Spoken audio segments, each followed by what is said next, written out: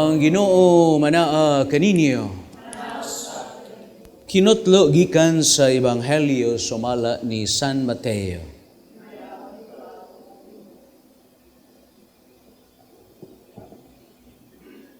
Si Jesus miingon sa iyang mga tinunan, busa ayaw kamo kahadlok sa mga tao, walay tinaguan nga dili mahibaw-an o walay sekreto nga dili mabutyag.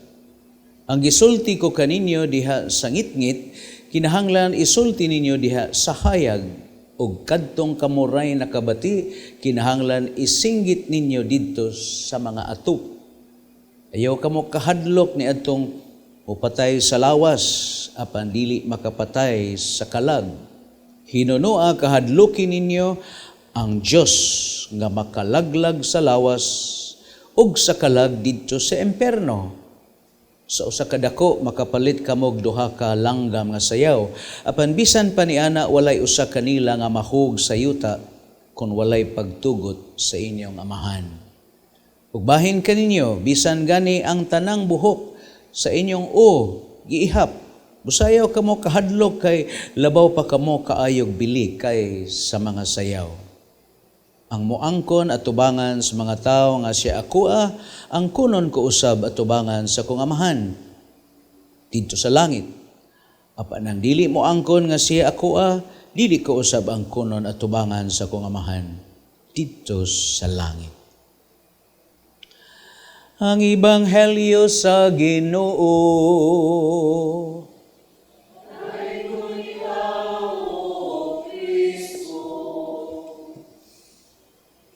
Sa makausapa atong akong itunol ang akong pagtimbaya, pahalipay, pangumusta sa atong mga kaigsuonan nga sila karon kanunay nagnunot nining atong TV Healing Mass. Hinaot pa unta nga sa inyong balatian, magpabilin mo nga madasigon o diha nga sa kanunay mosalig ta sa kaayo, sa gugma, sa grasya sa Ginoo diha sa atong kinabuhi bisan pa sa atong sakit o balatian. Sa atong mga kaigsuonan nga naa sa bilangguan, magpabilin nga malaumon bisan pa sa atong kahimtang. Sama sa akong na hinumduman sa usa ka binilanggo pagkanindot sa iyang pamahayag sa dihang nahuman siya kumpisal, ningon siya, ako siyang gipangutana niya unsa may imong gibati karon? Padre, nalipay ko bisan tuod og ani ako pagabayran pa nako ang akong sala nga dili ako makahimo nga gawas nun, apan sa ako maayong pagkumpisal ug sa imong pasalig sa pasaylo nga ako nadawat, I feel liberated and I feel the freedom sa akong kaugalingon tungod kay natangtangan ko o nahugasan ko sa mansa sa kala sa sala diha sa akong kinabuhi tungod sa akong maayong pagkumpisal. Pagkanindot mga igsoon. Ug tinuod gayod kana kay ang atong mga pagbasa karong Domingo mga igsoon, magpahinumdum kanato nga sa atong pagkatawhanon doon na gitay kahadlok, doon na gitay kabalisa, doon na tay anxiety sa atong kinabuhi.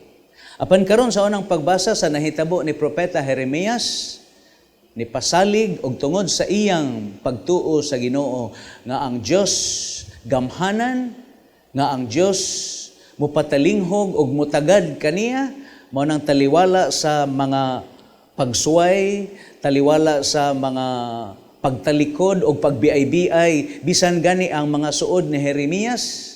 Apan si Jeremias, nagpabilin siyang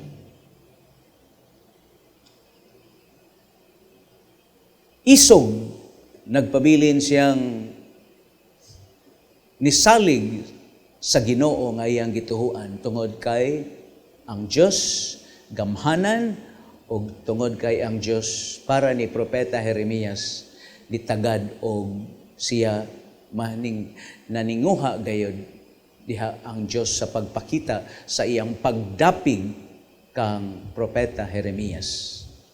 Sa ikaduhang pagbasa sa suwat ni San Pablo ngadto sa taga Roma, mga igsoon, bisan pa sa mga sala nga atong nahimo og tungod sa atong mga sala nahiaguman nato ang kamatayon, apan kanindot sa pamahayag ni San Pablo tungod kay walay dili mahimo nga mabuntog sa kaayo, sa kaluoy, sa pasaylo, sa gugma sa Ginoo bisan unsa kangil-ad ang sa nga nahimo sa tao. Yes, but God's grace abounds. No?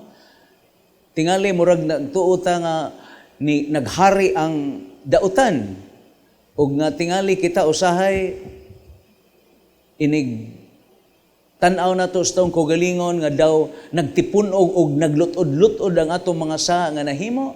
Apan karon si San Pablo ni pasalig nga ang grasya, ang kaluoy sa Ginoo mas gamhanan pa sa sala, mga igsoon. Nasa akong pagkapari sa makadaghan og nindot kaayo nga ato ning batasanon kay di man gitalung-an sa Ginoo. Mao bitaw na ang mga sakramento nga gituyo gyud pagbilin sa Ginoo. Atong matagamtaman nga ang presensya sa Ginoo kanunay gyud niyang gitanyag ang iyang kaayo og ang atong kaluwasan sa atong kinabuhi gikan sa atong pagkahimugso hangtod na gyud didto sa atong lubnganan. From the womb to the tomb. Ang presensya, ang grasya sa Ginoo naghingapin. Karon lang mga simanaha, pila ka buok ang akong gipakumpisal nga diha sa ilang kahimtang himalatyo na sila. Apan kanindot no? Nga muto ilang luha. Bisan todo wala sila makalitok, apan ako silang pasabot nga dili naman kamo makasulti, makapadayag o makaluwat sa inyong mga sala, apan sa huna-huna nga kamo nangayog pasaylo sa Ginoo sa inyong kasaypanan. Nya ako ding hunghunga na masakiton kung ingnon nga, Noy, nang hinumdumi. No? Ako sa Father Joy, pasaligan ti ka. Ako usa ka pari, pasaligan ti ka ug pahinumduman ti ka nga ang pasaylo, ang kaluoy sa Ginoo mas gamhanan pa kaysa imong mga sala. Niya ang tao no nga himalatyon nga naas katre mahibaw gyud ka nga siya no iya gyud natagamtaman ang kaayo sa Dios kay mutuo man ang luha nga igsoon no mutuo ang luha meaning he or she really feels the forgiveness, the grace of God's mercy. Ako nga usa ka pari nipasalig niya nga ako siyang giingnan. Noy, manang hinumdumi. Walay sala ni bisan unsa kangil-ad nga dili mapasaylo sa Ginoo. Karon hinumdumi nga ang gugma, ang kaluoy ug ang pasaylo sa Ginoo mas gamhanan pa kaysa imong mga sala. Musayag kahadlok ug mao kini ang gipasabot ni San Pablo sa ikaduhang pagbasa sa iyang suwat ngadto sa taga Roma. Mga igsoon, ang atong ebanghelyo mao ni ang missionary discourse sa atong Ginoo nga iyang gipasidan-an ang iyang mga disipulo. O kita god isip mga Kristiyanos, mga disipulo man ta ni Kristo. Sa way lipod-lipod ang Ginoo iyang gipahimangnuan o iyang gipasabot sa iyang mga tinun-an nga hinumdumi ninyo nga dunay mga tao nga buot mo patay, dunay mga tao nga modaog-daog, dunay mga tao nga masilag kaninyo. Busa pangandam kamo apan ayaw kamo kahadlok kay walay tinaguan nga dili mabutyag. Truth will always prevail. Ang labing importante nga kita isip mga disipulo ni Kristo atong barugan ug dili ta mauwaw nga mutanyag sa mga kamatuoran ug unsa may sukdanan sa kamatuoran si Kristo mao ang kamatuoran. Kung sagpaon imong tuong aping ipasagpa sa imong walang aping unsa may kamatuoran nga gipadayag ni Kristo nga kay Kristiyanos man ka, ayaw gyud paghunahuna sa pagpanimalos. Sa ato pa kay Katoliko Kristiyanos man ka, andam gyud kang mopasaylo bisan pa sa mga panaog-daog o pagdaot sa ubang mga tao diha sa imong kinabuhi. Ayaw kahadlok sa mga tao nga makapatay sa lawas apan dili makapatay sa kalag. Apan kahadloki ang Dios nga makapatay sa imong lawas ug makalaglag sa imong kalag. Unsa may buoti pasabot ani sa Ginoo mga igsoon? Sa atong kinabuhi, dili unta nato igsapayan nga atong ihalad gyud ang atong kinatibuk-an og dili nato igsapayan nga kun babaw ning kalibutan uyamot ra man ta, wa man nato makab-ot ang atong gipangandoy sama sa gahom, garbo, kabtangan og kwarta. Apan unsa may makuha sa tawo nga mayahang tibok kalibutan niya mapilding iyang kalag mga igsoon? Wala gayud. Mao na nga ang Dios siya pasagdi ang mga butang nga lumalabay, kundili ang imong tinguhaon, ang hingpit nga mga butang nga wala og dili ikahatag kanimo sa kalibutan, kundili ang Dios lamang maoy makahatag niini kanimo. Doon ay mga classic example sa mga santos niining pamahayag ron sa Ginoo nga ayon yung kahadloki sila nga makapatay.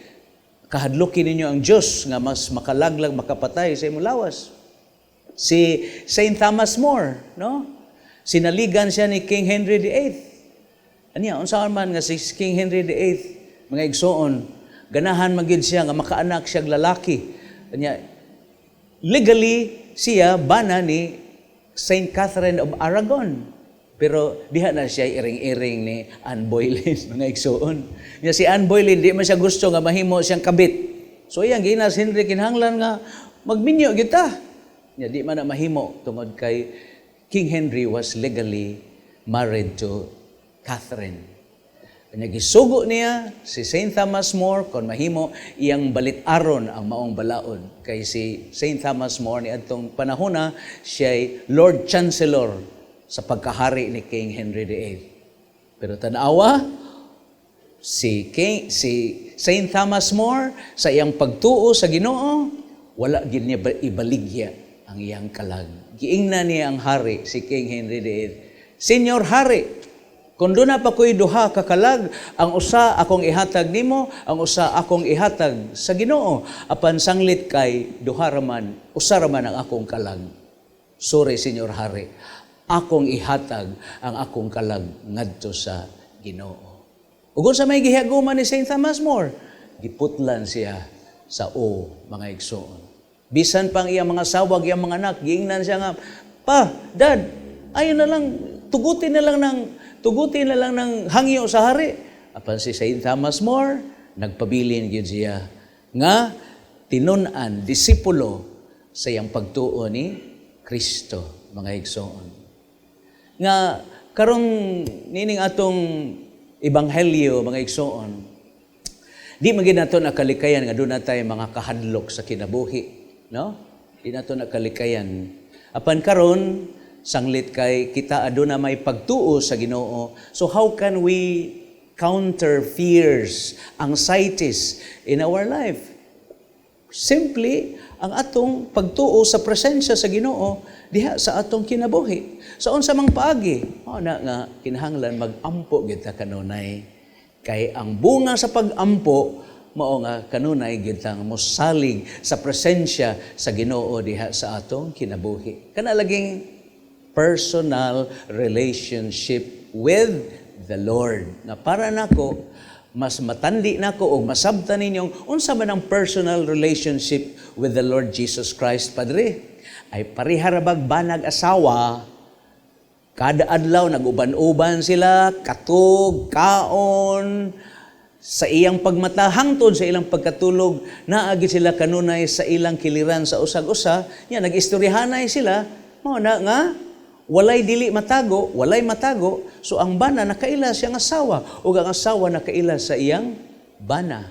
Mausab ka na ang atong personal relationship with the Lord. Nga mas labaw ta, nga mahibaw makaila, kinsa si Kristo sa atong kinabuhi, tungod kay negahin gyud ta og panahon sa ampo, mga igsoon.